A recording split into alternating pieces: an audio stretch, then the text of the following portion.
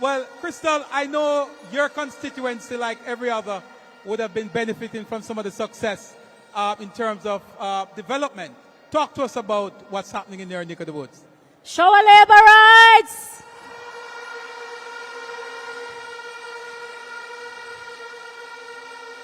Chopper, I must say, I'm proud to be a part of a caring government. I remember just coming in 2020 as a first-time member of parliament under COVID. And I'm so happy that it was a Jamaica Labour Party government that was in power. I remember how many care packages we were able to give out to those who were in need. The tourism workers who were unemployed at the time, they too were provided for. Even the bartenders, the bar owners, they were provided for. We had care relief program through the Ministry of Labour. Every single member of parliament was able to reach out to our most vulnerable during that time. Even though we were going through a rough time in COVID, Chopper, we managed to hold it together because I took over a constituency with road network full of potholes, and I was able to do over 20 roads and still counting. Still counting. We're talking about through the hard work of the Minister of Works and the National Works Agency and myself and the councillors and the municipal corporation, the Minister of Local Government, we were able to do a lot of road repair. The long outstanding road for decades in my constituency, Chopper, that leads from Runaway Bay to Brownstown, which is the educational capital, by the way, of the parish. For decades, the people have been waiting for that road to be fixed, and I'm pleased to say that that procurement process is almost completed, and that road will be fixed in very short order. Thank you. Our road, we have... Thank you, Krystal. I know Okay, you want to go on. I know she'd like to go on for longer because there's so much to talk about.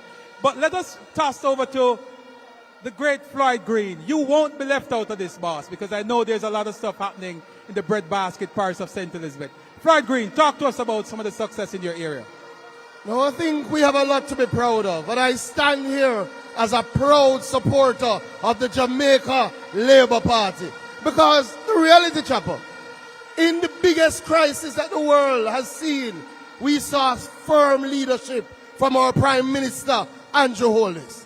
And that leadership has ensured that the poor and vulnerable are taken care of. When you look at how we've expanded the PATH program, when we look at the new benefits under the PATH program, when you look at the fact that we've looked at our elderly and we have introduced a social pension program to take care of our elderly, Jamaica is stronger under the Jamaica Labour Party.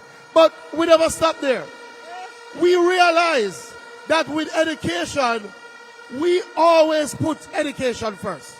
And during the crisis where our children couldn't go to school, we didn't throw our hands up in the air.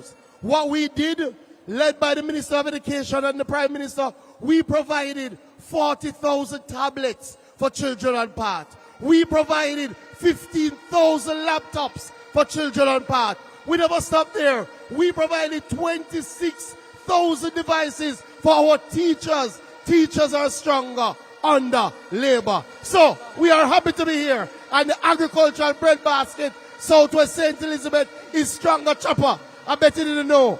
Agriculture grew during COVID-19 under the Labour Party. Farmers are stronger under Labour.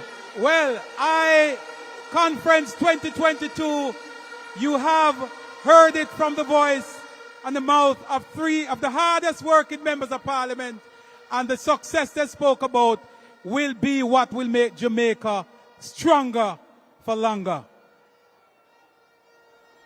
Thank you. Let's have a big hand for all three backstage. Labour rights.